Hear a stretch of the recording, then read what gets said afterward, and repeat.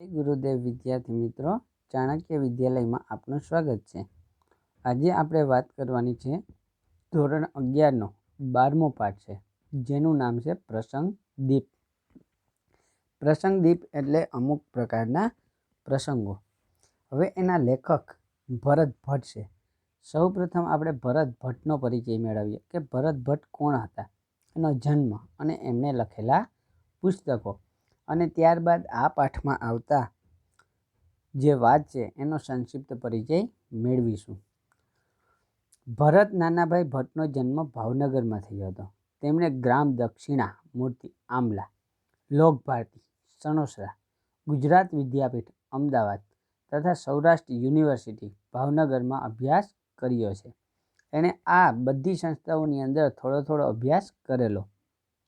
તેઓ સ્નાતક MA ગુજરાતી, હિન્દી તથા ઇતિહાસ વિષયમાં થયા છે। તેમણે ઘર બેઠા ભાવનગર, વડિયા કોલેજ ભાવનગર તથા લોકભારતી મહાવિદ્યાપીઠ સણોસરામાં ગુજરાતી ઇતિહાસના અધ્યાપક તરીકે કામ કર્યું હતું। તેમણે ઘર શાળા ભાવનગરમાં આવેલી, પછી વડિયા કોલેજ ભાવનગર, લોકભારતી મહાવિદ્યાલય સણોસરા, અને એમાં ગુજરાતી અને ઇતિહાસના અધ્યાપક એટલે કે ત્યાંના પ્રોફેસર તરીકે કામ કર્યું છે।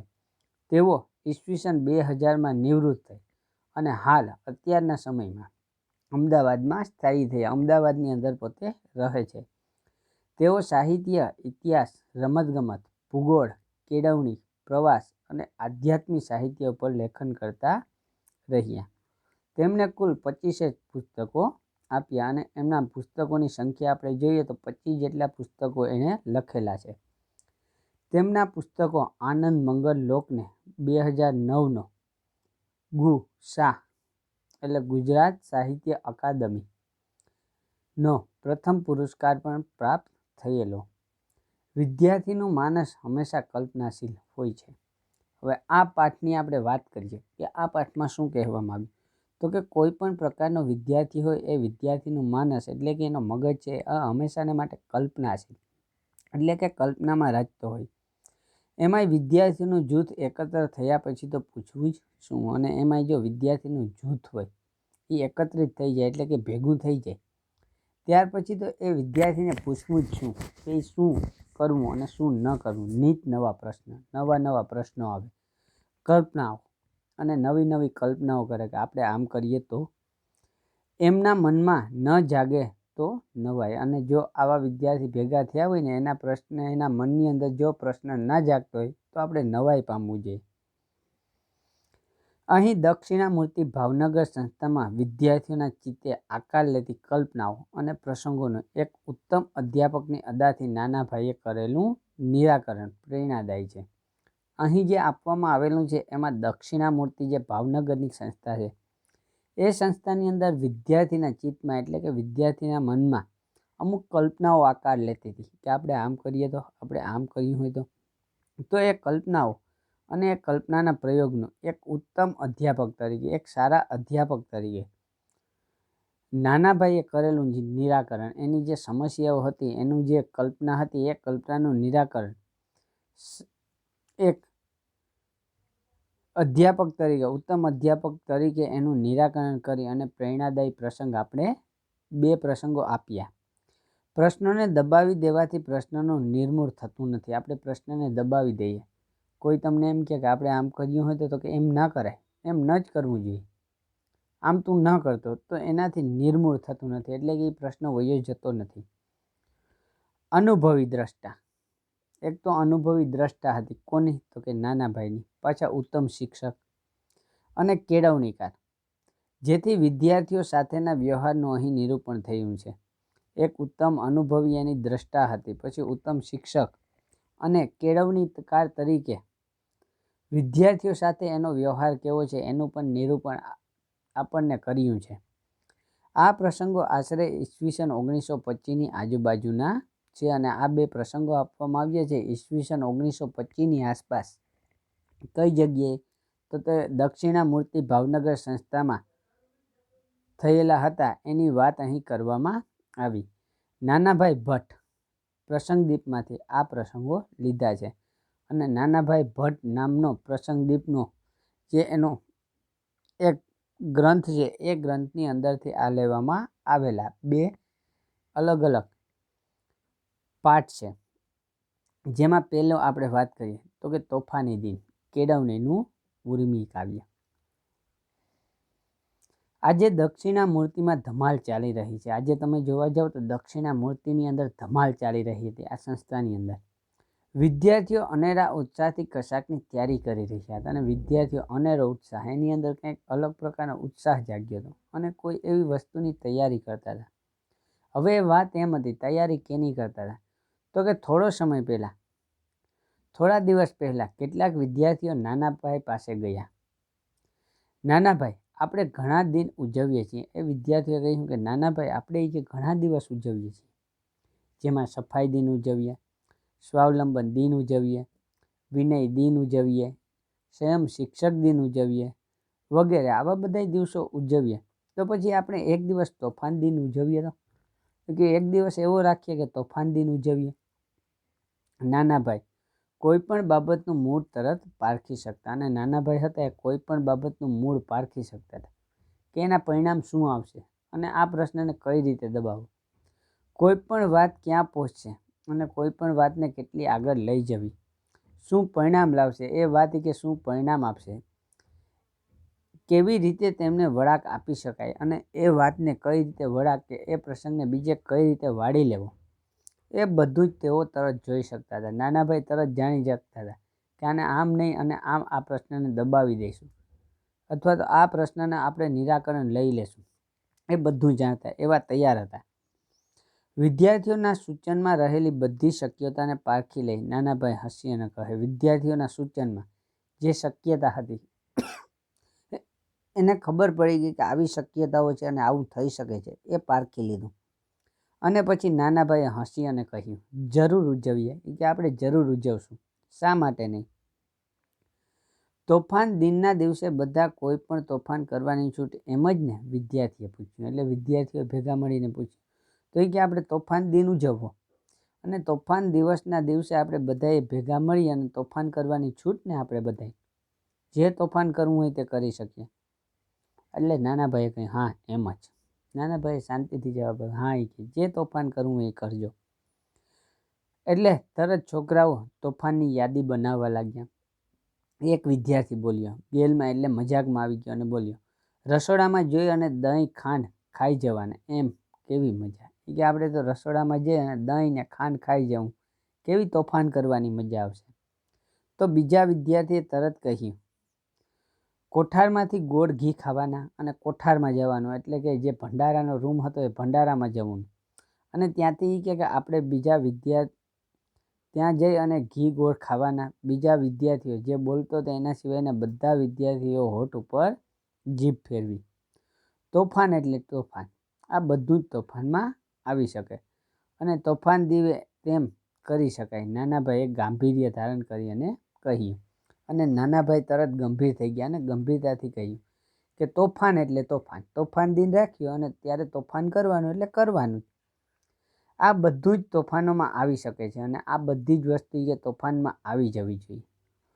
તોફાની દિને તેમ કરી શકાય અને તોફાની દિને આવું વસ્તુ આપણે કરી શકીએ. નાનાભાઈએ આ બધી વસ્તુ એકદમ ગંભીરતાથી કહી. છોકરાઓ તો નાનાભાઈની આ સંમતિથી ખુશ થઈ ગયા અને છોકરાઓને તો આ સંમતિ જોતી હતી, કઈ તો કે તોફાન કરવાની, અને નાનાભાઈએ સંમતિ આપી દીધી કે વાંધો નહીં, ઉજવીએ.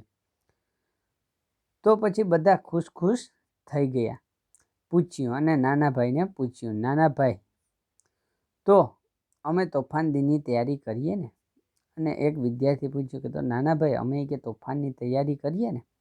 હા, તમે આયોજન કરવા લાગો, કે હા તમે તોફાન દિનનું આયોજન કરો, પણ હું તેમાં ભાગ લઉં તો તમને ગમશે ને? એટલે તરત નાનાભાઈએ કહ્યું કે હું તોફાન દિનમાં તમારી સાથે ભાગ લઉં તો તમને ગમશે ને? ચોરની ભેગો ઘરધણી ભળી જવાનો ઢોંગ કરી તેની અદાથી નાનાભાઈએ કહ્યું, અને ચોર ભેગો જેમ ઘરધણી ભળી જતો હોય એવી અદાથી નાનાભાઈએ કહ્યું કે હું પણ તમારી સાથે રહીશ, હું પણ તોફાન કરીશ, તમે પણ જોડાશો તો બહુ મજા પડશે. એટલે વિદ્યાર્થી કીધું કે તમે કે અમારી સાથે તોફાનમાં જોડાશો? તો બહુ મજા પડી જશે. તમે જરૂર ભાગ લો. તમે અમારી સાથે ભાગ લો. છોકરાઓ ઠેકડા મારતા બોલ્યા અને છૂટા પડ્યા અને તેમની રીતે તોફાન દિનનું આયોજન કરવા લાગ્યા. છોકરા તો ત્યાંથી ઠેકડા મારતા મારતા બહાર નીકળી ગયા અને પોતાની રીતે તૈયારી ચાલુ કરી દીધી કે હવે આપણે તોફાન દિન કેમ ઉજવવો. તોફાન દિનનો દિવસ નક્કી થયો અને દિવસ નક્કી થઈ ગયો કે આજે આપણે તોફાન દિવસ રાખવાનો છે અને તેની જાહેરાત થઈ અને જાહેરાત કરી દીધી કે કયા દિવસે રાખીશું. એ પછી નાના ભાઈએ તોફાન દિનની આગેવાની મંડળીમાં ન હોય તેવા 5-7 વિદ્યાર્થીઓને પોતાની પાસે બોલાવ્યા અને કહ્યું. અને ત્યાર પછી નાના ભાઈએ તોફાની દિનની આગેવાનીમાં એટલે કે આગળ પડતા મંડળીમાં ન હોય એટલે એની સાથે ભળેલા ન હોય એવા 5-7 વિદ્યાર્થીઓ હતા, જે હોશિયાર વિદ્યાર્થીઓ, એને બોલાવ્યા પોતાની પાસે અને કહ્યું, જુઓ, આપણે તોફાન દિન ઉજવવો છે અને તેમાં હું તમને મારી સાથે રાખવા માગું છું. એ વિદ્યાર્થીઓને કહ્યું કે ચાલો કે આપણે તોફાન દિન ઉજવવાનો છે, તમારે એમાં ભાગ લેવાનો છે અને આ દિવસે તમારે મારી સાથે રહેવાનું છે. આપણે બધા સાથે મળીને તોફાન કરશું. નાના ભાઈ પોતાની સાથે રહેશે અને તોફાન દિનમાં ભાગ લેશે તે જાણી અને છોકરાઓ તો રાજી થઈ તાળી પાડવા લાગ્યા. અને નાના ભાઈ પોતાની સાથે રહેશે, પોતાની સાથે આવશે, તોફાન દિનમાં એ પણ ભાગ લેશે. એ જાણીને તો આ 5-7 છોકરાઓ હતા એ તાળી પાડી અને હસવા લાગ્યા, રાજી થઈ ગયા. જુઓ, બિલકુલ અવાજ નહીં થવો જોઈએ. અને નાના ભાઈએ સૂચના આપવાનું ચાલુ કર્યું કે જુઓ, બિલકુલ જરા પણ અવાજ કરવાનો નથી. આપણા આયોજનની કોઈ ખબર પડશે તો તોફાનોમાં મજા નહીં રહે. આપણું આયોજન શું છે તોફાન કરવાનું, એની જો કોઈને મજા ખબર પડી જશે બહાર બધા વિદ્યાર્થીઓને, તો આપણે કે મજા આવશે નહીં. આપણે બધું ખાનગી અને ચૂપચાપ કરીશું. આપણે આ બધું ખાનગી અને ચૂપચાપ કરવાનું છે. નાના ભાઈએ સુકાની તરીકે શિસ્તનો પાઠ આપ્યો અને નાના ભાઈએ તો સુકાની તરીકે શિસ્તનો પાઠ આપી દીધો. શિસ્ત ભણાવવા લાગ્યા. બધા એકદમ ડાહ્યા ચૂપ થઈ ગયા અને બધા વિદ્યાર્થીઓ હતા એકદમ ડાહ્યા થઈ ગયા અને ચૂપ થઈ ગયા. નાના ભાઈ, આપણે કેવા કેવા તોફાનો કરીશું? 1-2 જણાએ ધીરેથી પૂછ્યું. એટલે તરત 1-2 વ્યક્તિએ ધીરેથી પૂછ્યું કે નાના ભાઈ, આપણે કેવા કેવા તોફાન કરીશું? આપણે શું કરશું? નાના ભાઈએ એક કાગળ લઈ અને આપ્યો. નાના ભાઈએ પોતાની પાસે કાગળ હતો એ કાગળ અને પેન આપ્યા. લ્યો કાગળ, બનાવો યાદી. આ કાગળમાં કે યાદી બનાવો, આપણે કેવા તોફાન કરવાના. ચાલો હું એક તોફાન સૂચું. ચાલો કે હું એક તોફાન તમને આપું છું. પ્રવીણ નામ કાલ્પનિક છે. આની અંદર જે વિદ્યાર્થીઓના નામ આવશે ને એ નામ કાલ્પનિક છે. ની બેગમાં જે નવા સૂટ પડ્યા છે તેને કાતર મૂકવી. કે આ પ્રવીણની બેગમાં એક નવા સૂટ એટલે નવા કપડાં પડ્યા હશે. એ કપડાં ઉપર આપણે કાતર મૂકીને એ કપડાના કટકા કરી નાખવાના છે. નાના ભાઈએ તોફાન દિનના એક આગેવાનને તેનો કપડાનો શોખ ધ્યાનમાં લઈ સકંજામાં લીધા. નાના ભાઈએ તોફાન દિનના તોફાન દિનનો એક આગેવાન હતો પ્રવીણ, એના કપડાનો શોખ હતો. એના કપડાના શોખને ધ્યાનમાં રાખીને એને સકંજામાં લીધો, એટલે કે એને ભેળવી લીધો કે એને કઈ રીતે આપણે પાછો પાડવો. વાહ વાહ નાના ભાઈ, સરસ સૂચવ્યું તમે. એટલે જે વિદ્યાર્થીઓ નાના ભાઈની સાથે હતા 5-7 વિદ્યાર્થીઓ, એમાંથી એક બોલ્યો વાહ વાહ, એ કે તમે કેવું સૂચવ્યું, કેવું સરસ મજાનું. બધા આનંદમાં આવી ગયા અને તેઓ હાથ તાળી પાડતા જરામાં રહી ગયા.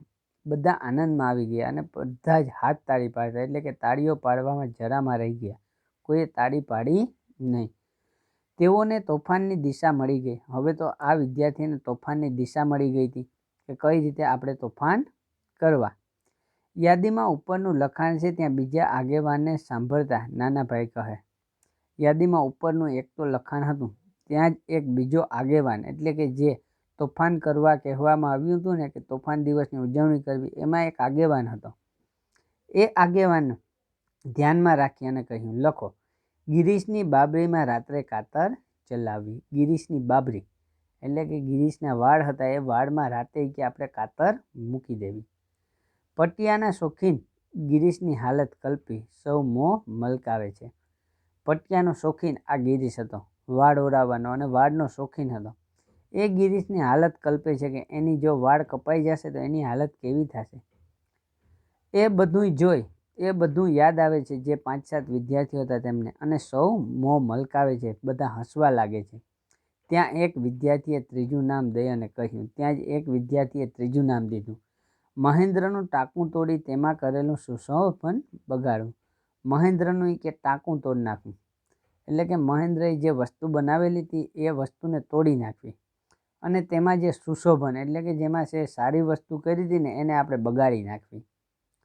જુઓ, હવે તમે સૌ તમારી રીતે યાદી વધારતા જજો। નાના ભાઈને ખબર પડી ગઈ કે હવે બધા વિદ્યાર્થીઓ કેમ યાદી વધારશે, એટલે એને કહ્યું કે હવે તમે તમારી રીતે યાદી વધારો, મને મળતા રહેજો, મને મળવા આવજો આખા દિવસમાં એક વખત। દરેક તોફાન માટે જરૂરી વસ્તુઓ પણ ભેગી કરજો, અને હા, કોઈને ગંધ સુદ્ધા ન આવવી જોઈએ। આ તોફાન માટે આપણને જે જે વસ્તુની જરૂર પડશે, જેવી રીતે વાળ કાપવા માટે કાતરની જરૂર પડશે તો કાતર પણ આપણે ભેગી કરી લેવી। હા, પણ એક વાતનું ધ્યાન રાખજો કે આપણે તોફાન કેવા તોફાન કરવાના છે એ કોઈને ખબર પડવી જોઈએ નહીં, નહીંતર મજા મરી જશે, નહીંતર આપણને તોફાન કરવાની મજા નહીં આવે। એક કાબેલ શતરંજ ખેલાડીની અદાથી નાનાભાઈ પોતાની ચાલના પરિણામોના પૂર્વમાનો સમજી લઈ જાણે અલિપ્ત બની ગયા। એક કાબેલ શતરંજ ખેલાડી એટલે કે ચેસનો ખેલાડી હોય, એ ખેલાડીની અદાથી નાનાભાઈએ પોતાની ચાલના પરિણામ જાણી લીધા હતા કે હું આવી ચાલ ચાલીશ તો એનું પરિણામ શું આવશે, એનું પૂર્વાનુમાન સમજી લીધું। જાણે અલિપ્ત બની ગયા અને પોતે ત્યાંથી નીકળી ગયા। ગયેલા છોકરાઓ કંઈ મૂંગા રહી શકે, અને છોકરાઓની હાલત તો એવી હતી, એ તો જાય પછી કંઈ મૂંગા રહી શકવાના નથી, કંઈક ને કંઈક તો બોલે। તરત વાત ફેલાઈ ગઈ, અને તરત આખા સંસ્થાની અંદર વાત ફેલાઈ ગઈ કે પ્રવીણને કઈ રીતે નુકસાન થશે, ગિરીશનું શું કરવાનું છે, મહેન્દ્રને શું કરવાનું છે। અને એ ત્રણેય વિદ્યાર્થીઓ આવ્યા તરત નાનાભાઈ પાસે। નાનાભાઈ, કોઈની બેગમાંથી નવા કપડાં કાઢી અને તેને ખાતર મુકાય, એટલે તરત આવી અને નાનાભાઈને કહ્યું કે કોઈની બેગમાંથી તમારે કે કપડાં કાઢી અને એમાં ખાતર મૂકવી જોઈએ।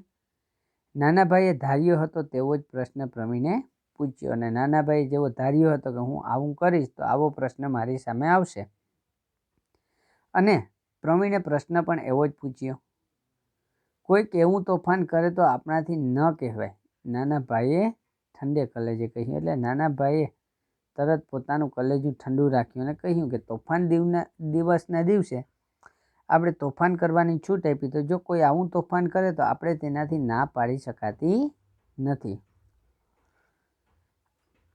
પણ તો નાનાભાઈ, અમને કેટલું બધું નુકસાન જાય। તરત વિદ્યાર્થીએ કહ્યું, જો એવું તોફાન કરે તો આપણને કેવું નુકસાન જાય, નુકસાન તો જાય જ ને, કે નુકસાન તો જવું જ જોઈએ તોફાનના દિવસે। આ તો તોફાન દિન છે, રસોડામાં પણ ગોળ ખાંડનું નુકસાન થશે ને, તમે કે ગોળ અને ખાંડ ખાઈ જશો, ઘી અને ખાંડ ખાઈ જશો તો નુકસાન નહીં થાય, રસોડામાં પણ થશે જ।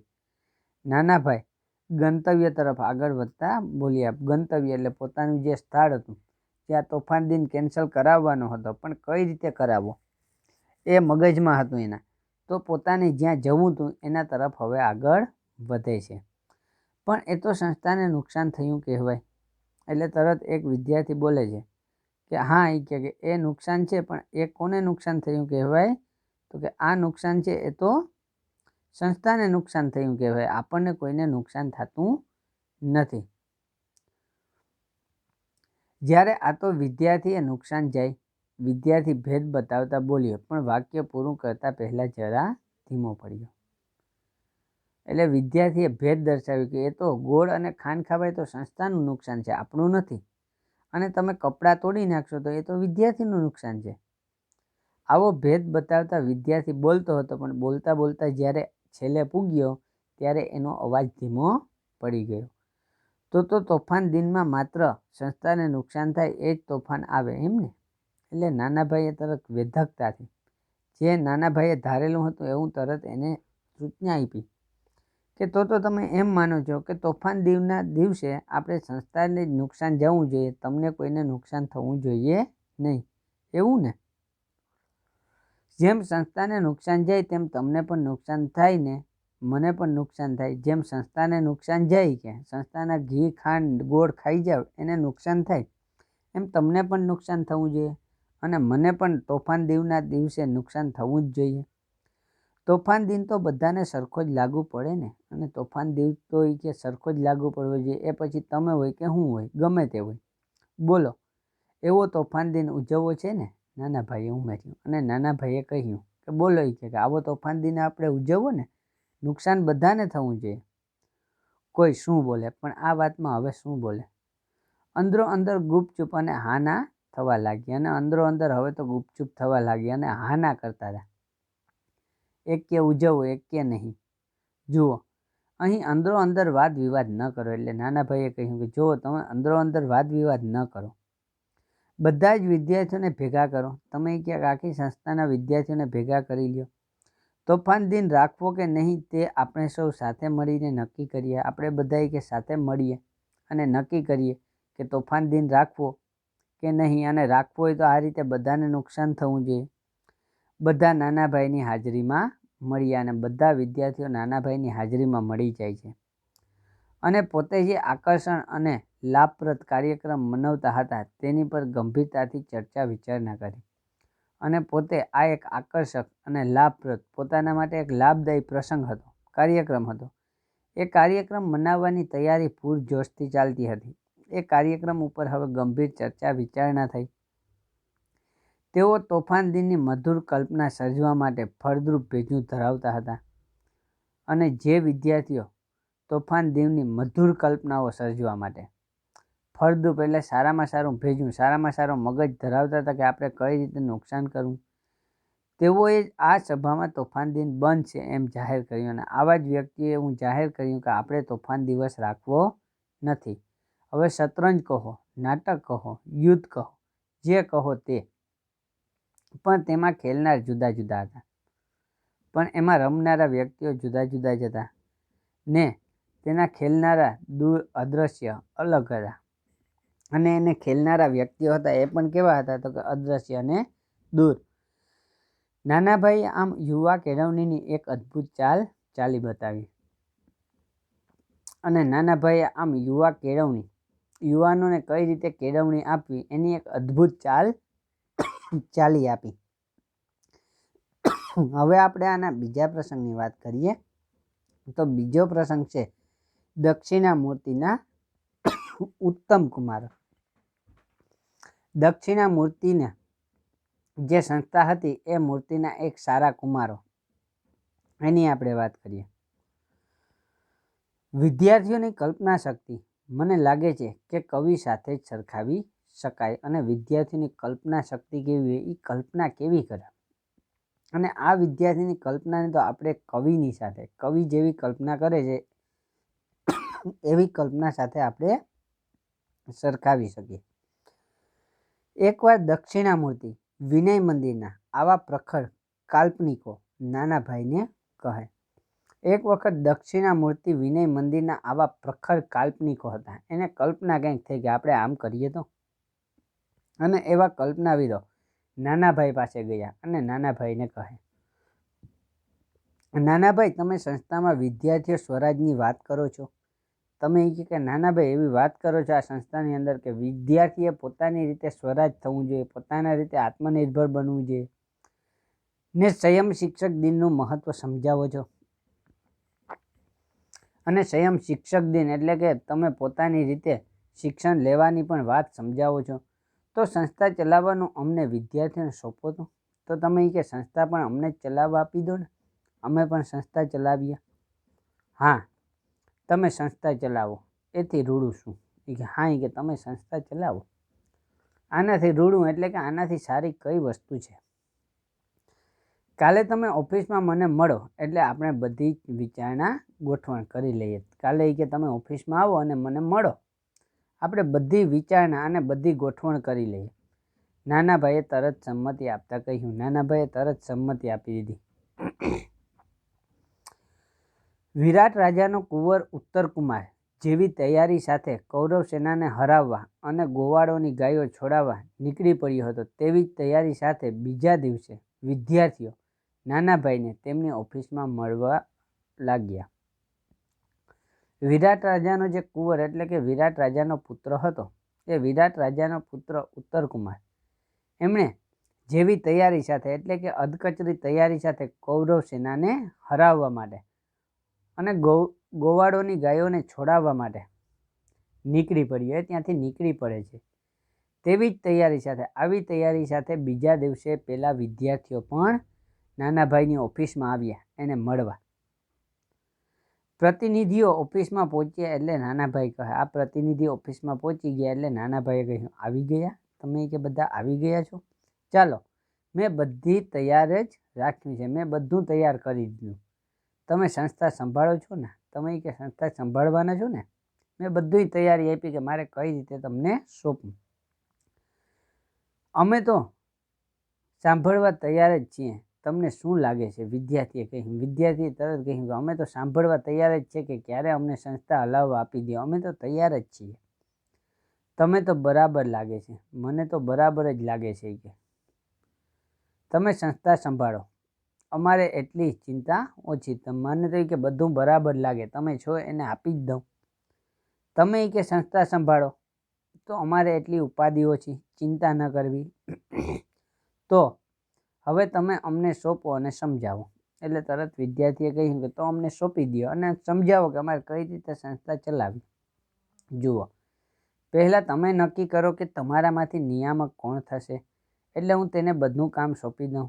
પછી હિસાબનીશ કોણ થશે, મકાન બાંધકામનું કોણ સંભાળશે, પ્રકાશન વિભાગને કોણ સંભાળશે, મુખ્ય ગૃહસ્થી કોણ થશે વગેરે.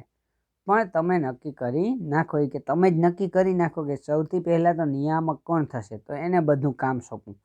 અને પછી હિસાબની, બાંધકામ વિભાગ કોણ સંભાળે, પ્રકાશન કોણ સંભાળશે, મુખ્ય ગૃહપતિ કોણ રહેશે, આ બધું નક્કી કરો એટલે હું તમને કામ આપું. નાની લાગતી સંસ્થાના વિરાટ દર્શનની પ્રક્રિયા શરૂ થઈ ગઈ. અને જે વિદ્યાર્થીઓને આ સંસ્થા નાની લાગતી હતી, એ નાની સંસ્થાની હવે વિરાટ દર્શનની પ્રક્રિયા શરૂ થઈ. હવે તો કેવડી મોટી છે એની પ્રક્રિયા શરૂ થાય છે. અને વાત આગળ ચાલી. તમે સરવૈયું અને સિલિક તપાસી લો. તમે કે સરવૈયું તપાસો કે આપણે કેટલો ખર્ચ કર્યો અને આપણી પાસે હવે કેટલી સિલિક છે. પગારની તારીખ નજીક આવે છે, તેથી પૈસા છે કે નહીં તે જાણી લો. અને બધા શિક્ષકોનો પગાર આપવાનો છે, તો પગારની તારીખ નજીક છે, તો હવે આપણી સંસ્થા પાસે એટલા પૈસા છે કે નહીં તે જાણી લ્યો. પગાર માટે તેમજ બીજા કામ માટે ખૂટતી રકમ ક્યાંથી મેળવવી તે વિચારી લો. અને તમે એ પણ નક્કી કરી લ્યો કે આ પગારમાં રૂપિયા ઘટશે એ રૂપિયા, એ સિવાયના બીજા કામો પણ કરવાના છે, એ કામમાં ખૂટતી રકમ આપણને ક્યાંથી મળશે એ પણ તપાસી લો. તે નાના ભાઈ તમે પૈસાની વ્યવસ્થા તો ક્યાંથી કરીએ? એટલે તરત વિદ્યાર્થી કહ્યું, તે નાના ભાઈ કે અમે આ પૈસાની વ્યવસ્થા ક્યાંથી કરશું? વિદ્યાર્થીઓના પગ જરા ઢીલા થયા. હવે વિદ્યાર્થીઓ જરા ઢીલા પડ્યા. મેં સંસ્થા શરૂ કરી ત્યારે અને આજે પણ મારા વડીલ મિત્રોની મદદથી બધું ચાલ્યું છે. તમે તમારા વડીલ મિત્રોને લખો. નાના ભાઈ સાવ ભોળા બની જઈ બોલ્યા. અને નાના ભાઈ ભોળા બની ગયા અને બોલ્યા કે જ્યારે મેં આ સંસ્થા ચાલુ કરી હતી ત્યારથી લઈ અને આજ સુધી, અને આજે પણ કે હું જ્યારે પણ પૈસા ઘટે ત્યારે મારા વડીલ મિત્રો હતા, એટલે કે મારાથી મોટા કોઈ મિત્રો હતા, એને બધું કહું છું અને એની પાસેથી થોડા રૂપિયા મેળવું. તમે પણ એવું કરો, તમારા વડીલ મિત્રો પાસેથી પૈસા મેળવો. વડીલ મિત્રો કાંઈ અમને પૈસા આપે? એટલે તરત કહ્યું, વડીલ મિત્રો તરત બોલ્યા વિદ્યાર્થીઓ કે વડીલ મિત્રો અમને કાંઈ પૈસા આપે તો બીજેથી મેળવો. એટલે નાના ભાઈએ કહ્યું, જો એ પૈસા ના આપે તો તમારે બીજેથી મેળવવાના છે. સંસ્થા ચલાવવા પૈસા તો જોઈએ જ ના, અને સંસ્થા આપણે ચલાવવી છે તો સંસ્થા ચલાવવા પૈસા તો જોઈએ ને. નાના ભાઈ એમ કરીએ, નાના ભાઈ એમ કરીએ. એટલે વિદ્યાર્થીઓ બોલ્યા કે નાના ભાઈ આપણે એમ કરીએ, નિયામક તમે જ રહો ને પૈસા લાવવાની જવાબદારી તમારી, બાકી બધું અમે સંભાળીશું. એક ચતુર વિદ્યાર્થીએ રસ્તો કાઢ્યો. એક ચતુર વિદ્યાર્થી બોલ્યો કે નાના ભાઈ એમ કરો કે નિયામક તમે જ રહ્યો, બીજું બધું અમે સંભાળીએ, પૈસા કઈ રીતે લઈ આવે એ જવાબદારી તમારી. એટલે તરત નાના ભાઈએ ફરી પાછો એને જવાબ આપ્યો કે તમે કહેશો તો હું નિયામક થઈ, તમે કે કહેતા હોય તો હું નિયામક થાઉં, મને કંઈ વાંધો નથી. પણ પછી સંસ્થા મેં જ ચલાવી કહેવાશે ને, કે નિયામક તો હું છું, તો સંસ્થા કોણ ચલાવશે? જે નિયામક હોય એ ચલાવે. તો પાછી કે સંસ્થા તો હું જ ચલાવું એમ કહેવાય. તમે ચલાવી નહીં કહેવાય. મારા કહેવા પ્રમાણે જ બધું ચાલશે. હું કે જેમ કહી એમ તમારે કરવું પડશે, એવું જ થવું જોઈએ. નાના ભાઈએ વાસ્તવિકતા જણાવી અને નાના ભાઈએ જે વાસ્તવિકતા જે હતી એ જણાવી દીધી. ઘડીક મૂંગા થઈ વિદ્યાર્થીઓ કહે. ઘડીક વિદ્યાર્થીઓ મૂંગા રહ્યા, કાંઈ બોલ્યા નહીં. અને પછી કહ્યું, સંસ્થા ચલાવવા તૈયાર છીએ, પણ પૈસા લાવવાનું તો અમે કેવી રીતે કરીએ? કે અમે સંસ્થા ચલાવવા તૈયાર છે, અમે સંસ્થા ચલાવીશું, પણ અમે પૈસા કઈ રીતે લાવીએ? અમારે કઈ રીતે લઈ આવવા? ત્યારે તો જે બધી ચિંતા કરી શકે તે સંસ્થા ચલાવી શકે. એટલે નાના ભાઈએ કહ્યું કે ત્યારે તો એવું જ બનશે કે જે પૈસાની ચિંતા કરી શકશે એ જ સંસ્થાને ચલાવી શકશે. એટલે કાંઈ તમે ભાજી મૂળા માનો છો. સંસ્થા એ કે ચલાવી એ ભાજી મૂળા માનો છે, એ વાત સાચી નથી.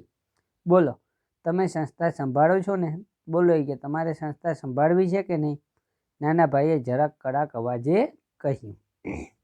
ઘડીક ઊભા રહી, સંકોચ પામતા ઘડીક ઊભા રહ્યા અને મોઢું છુપાવી નજર ચૂકાવતા બધા વિદ્યાર્થીઓ નાના ભાઈની ઓફિસમાંથી બહાર નીકળી ગયા અને ત્યાર પછી ક્યારેય પોતે સંસ્થા ચલાવવાની વાત કરી નહીં. અહીં આપણને જે પાઠ 12મો આપવામાં આવેલો હતો એ પાઠ પૂર્ણ કરીએ છીએ.